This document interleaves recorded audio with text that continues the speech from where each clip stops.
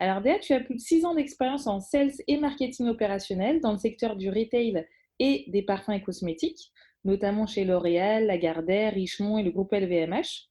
Merci Oui, beaucoup de venir nous expliquer comment tu as réussi à booster les ventes de 20% en un an sur ton secteur quand tu étais chez Cartier Parfum via ton réseau de vendeurs. merci beaucoup pour m'avoir invité. C'est vraiment un plaisir. Alors, est-ce que tu peux nous en dire un petit peu plus sur ton rôle et tes enjeux à ce moment-là? Oui, bien sûr. Alors, j'ai été déléguée commerciale à Dubaï. J'ai été toujours dans les parfums et cosmétiques, mais j'étais soit à la fois sur le secteur retail, marché local, et travers retail. Donc, du coup, sur les réseaux des parfumeries en aéroport. Ma marque était celle de Cartier Parfum. Donc, j'étais responsable du sell-out des points de vente de mon réseau et manager de la force de vente au magasin. D'accord. Donc, en fait, assez vite, quand j'ai pris mon poste, j'étais face à face à une problématique qui concernait justement mon personnel de vente. À la base, on les partageait avec une autre marque. Donc, l'objectif de ce partage était celui de partager le coût du salaire de vendeur. Mais je me suis vite rendu compte que c'était pas vraiment une solution efficace parce que les vendeurs, ils s'est concentrés sur vendre plutôt l'autre marque parce que c'était plus facile. Disons que l'autre marque, à l'époque, elle était plus populaire que la nôtre. Pour les vendeurs, ils visaient ces gens de sell-out car c'était plus facile d'obtenir leur incentive à la fin du mois. Ça, c'est pas Donc, important de s'en rendre compte déjà dans le diagnostic. en fait, j'avais parlé avec certains d'eux. L'autre marque avait en plus fixé des incentives un peu plus hauts par rapport à ce que nous, on s'était mis d'accord de fixer. Et de toute façon, un peu, on peut bien se rendre compte des résultats en parlant avec les shop managers ou en parlant avec le vendeur en soi-même. Donc, je me suis rendu compte et j'ai proposé au top management de dire stop à cette partage-là. Voire investir un peu plus sur les salaires, faire un investissement dans notre force de vente pour avoir des résultats majeurs. D'accord. Donc, à partir de ce diagnostic, tu as mis en place une nouvelle équipe et tu as mis en place aussi des actions. Alors, est-ce que tu peux nous en dire un peu plus justement sur comment tu t'y es prise pour changer la situation?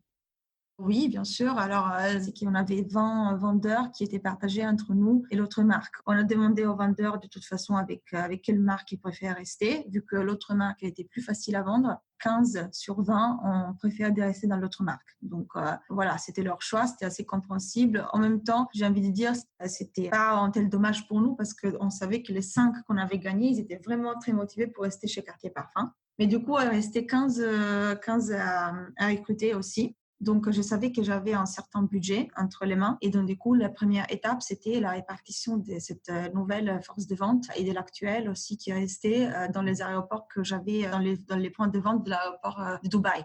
Donc, en fait, l'aéroport de Dubaï, en étant très, très grand, il y a plus ou moins 7 magasins. Je devais décider déjà où les placer. Je me suis fiée d'abord à la méthode du 20-80. Donc, du coup, me concentrer sur les 20% de points de vente qui m'apportent les 80% de chiffre d'affaires. C'est une méthode qu'on peut utiliser pour des différents domaines dans le champ commerciaux, parmi lesquels aussi celui-là, de la répartition de la force de vente. Et de toute façon, c'est rien d'autre que savoir bien se concentrer sur les priorités.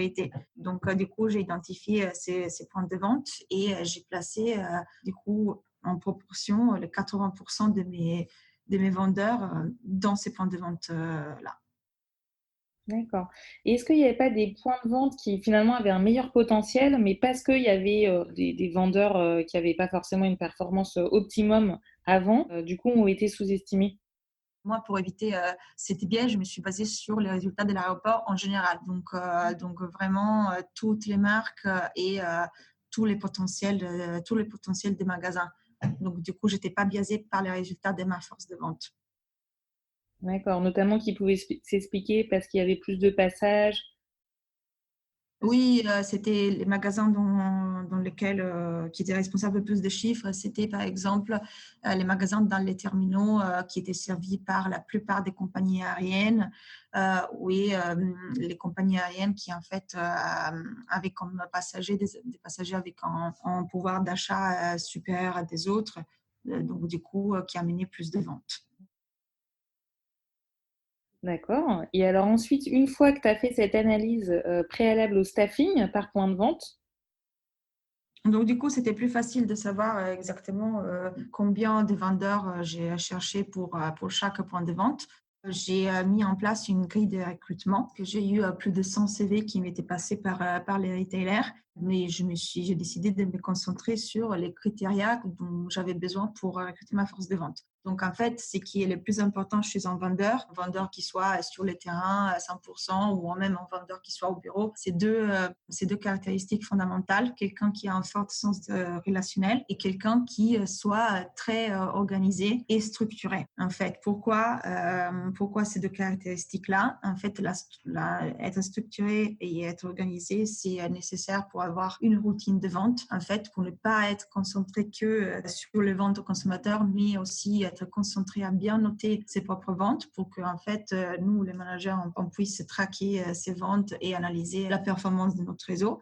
C'est important d'être aussi structuré dans les cas de parfums et cosmétiques, dans les cas de marques de luxe, pour pouvoir bien s'occuper de l'attractivité de son point de vente, pour que ce soit bien propre et bien attractif aux consommateurs et pour que ça représente bien l'image de la marque et pour faire en sorte que les points de vente soient toujours bien fournis en stock. Donc, il faut vraiment de l'organisation là-dessus. Et évidemment, l'essence relationnelle, c'est très fondamental parce qu'il faut gagner la confiance d'un consommateur et pour faire ceci, il faut des soft skills, il faut du charisme et il faut savoir aller vers l'autre. Très clair. Et alors justement, est-ce que tu te sers de ceux qui, ouais, parce qu'il y en a qui sont peut-être encore plus forts que les autres sur ces compétences-là. Est-ce que tu essayes de faire en sorte que ceux qui sont les plus forts, montrent l'exemple à ceux qui sont un petit peu moins forts? Oui, moi, je me servais les 5 qui sont restés après la séparation. C'était des personnes qui avaient bossé pour la marque Cartier Parfum depuis 10 ans. Donc, déjà, c'était des personnes qui en savaient sur la marque, même plus que moi. J'ai travaillé pour Cartier 3 ans.